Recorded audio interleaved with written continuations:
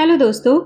आज हमारी self love series का 14 डेज है और मैं ये उम्मीद करती हूँ कि सेल्फ लव की इस जर्नी में आप सभी मेरे साथ हैं और अब धीरे धीरे आप अपने अंदर परिवर्तन महसूस कर रहे होंगे। आज आप मिरर वर्क में अपनी प्रगति की समीक्षा करेंगे और जीवन यात्रा में स्वयं को अधिक समय और प्रोत्साहन देना सीखेंगे।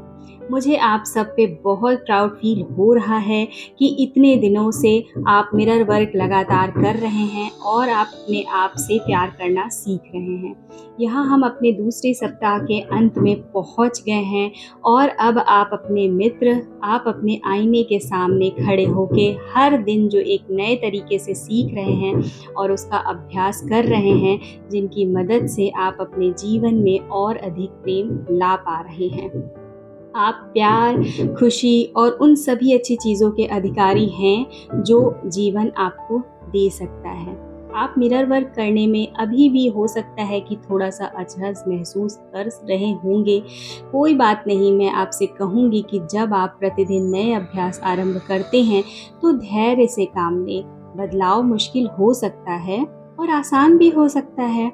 याद रखें कि यहाँ खुद को प्रेम करने और स्वीकृति प्रदान करने की यात्रा है और अपने समस्त प्रयासों को आप स्वीकार कर लीजिए। आप पहले ही इतना कुछ प्राप्त कर चुके हैं। धीरे धीरे मिरर वर्क करते करते अब आप उन सारी ही बातों को जाने देने के लिए तैयार हो चुके होंगे जो आपके लिए सही नहीं है। अब आप अपने आप से जो बातें कर रहे होंगे, जो सेल्फ टॉक आप अपने आप से कर रहे होंगे, वो अब काफ़ी हद तक आप पॉजिटिव करने लगे होंगे। धीरे धीरे आप उन सारी ही नेगेटिव बातों को अपने अंदर से निकाल रहे होंगे, उन सारे ही थॉट्स को निकाल रहे होंगे जो आपको बीमार कर रही थी।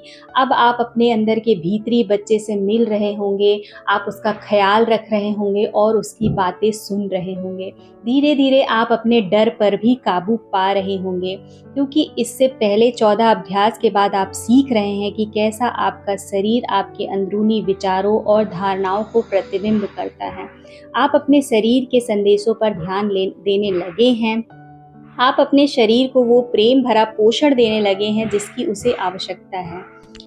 अपने डर को समझकर और मिरर वर्क के दौरान उसे संबोधित करके आपने इस सप्ताह एक और महत्वपूर्ण पाठ सीखा है। आप स्वयं अपना डर नहीं है, डर सिर्फ आपके मन की एक कमजोरी है। आपके पास हमेशा प्रेम और डर के बीच एक विकल्प रहता है। आपने इस सप्ताह मेरा एक बहुत ही पसंदीदा सिद्धांत का अभ्यास किया है। आप जैसे अपने दिन की शुरुआत करते हैं, अक्सर वैसे ही अपना जीवन भी जीते हैं। मुझे ये जान के बहुत खुशी हो रही है कि आप अपने दिन की शुरुआत प्रेम भरे विचारों के साथ करने का प्रयास कर रहे हैं। ये आपके दिन के बाकी समय के लिए एक सकारात्मक टोन सेट कर सकता है। आपने देखा कि सिर्फ 14 दिन में आपने कितना कुछ सीख लिया है। मिरर वर्क के इस नए अनुभव से गुजरते हुए स्वयं को हर प्रकार का प्रोत्साहन देते रहिए। हमेशा जान लीजिए कि मैं आपके साथ हूँ। आइए आज से ये अफर्म करें कि ये मिरर वर्क मुझे जो भी अद्भुत चीज़ें सिखा रहा है उसको मैं खुले दिल से स्वीकार करती हूँ। तो आज का आपका मिरर वर्क क्या होगा वो मैं आपको बताती हूँ। अपने बचपन के उस समय की एक तस्वीर निकालिए जब आप सच में खुश थे। शायद आपके पास आपके जन्मदिन की पार्टी में ली गई कोई तस्वीर होगी, या तब की होगी जब आप अपने दोस्तों के साथ कुछ कर रहे थे या अपनी पसंद की किसी जगह पे गए थे। इस तस्वीर को आप अपने आईने पे चिपका दीजिए। उस तस्वीर में जो खुश बच्चा है, आप उससे बात करिए। उस बच्चे को बताइए कि आपका फिर से वैसा ही महसूस करने का कितना मन होता है। अपने भीतरी बच्चे से अपनी वास्तविक भावनाओं की और जो बात आपको रोक रही है उसकी चर्चा करिए। अपने आप से ये अफर्मेशन आप बोलिए कि मैं अपने सारे डर बाहर निकालने को तैयार हूँ, मैं सुरक्षित हूँ, मैं अपने भीतर के बच्चे को प्रेम करती हूँ, मैं तुमको प्रेम करती हूँ, मैं खुश हूँ, मैं संतुष्ट हूँ और मुझे सबसे बहुत प्यार मिलता है। इस अफर्मेशन को आप जितनी बार हो सके उतनी बार दोहराइए। जब रात में आपका मिरर वर्क खत्म हो जाएगा तो आप अपनी डायरी निकालिएगा और आप 7वें दिन का अपना टास्क देखिएगा कि आपने अपने 7वें दिन में कौन सी फीलिंग और इमोशन लिखी थी। उन भावनाओं को आप पढ़िएगा, उन सारी ही फीलिंग्स को आप पढ़िएगा जो आपने उस दिन मिरर वर्क के बाद लिखी थी। अब एक नए पेज पे आज की मिरर वर्क की जो आज है उसकी फीलिंग और इमोशन आप लिखिएगा। क्या अब आपको अभ्यास ये आसान लगने लगा है? क्या अब आप आईने में देखने में अधिक सहज महसूस करने लगे हैं? ये क्वेश्चन वहाँ पे आप देखिएगा और लिखिएगा। लिखें कि आपको कहाँ सबसे अधिक सफलता मिल रही है। लिखें कि कहाँ आपको सबसे अधिक मुश्किल हो रही है। उन चीज़ों में आपकी मदद करने के लिए एक नया मिरर वर्क अभ्यास और अफर्मेशन आप तैयार करिए जहां आपको रुकावट महसूस हो रही है।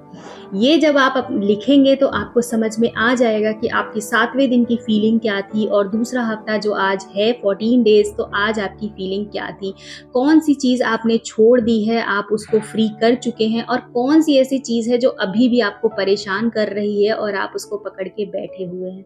तो उन सारी ही चीज़ों को मुक्त करिए जो आप अभी भी पकड़ के बैठे हुए हैं। तो ये था आज का आपका मिरर वर्क, और आप अपनी डायरी में क्या लिखेंगे वो भी मैंने आपको बता दिया।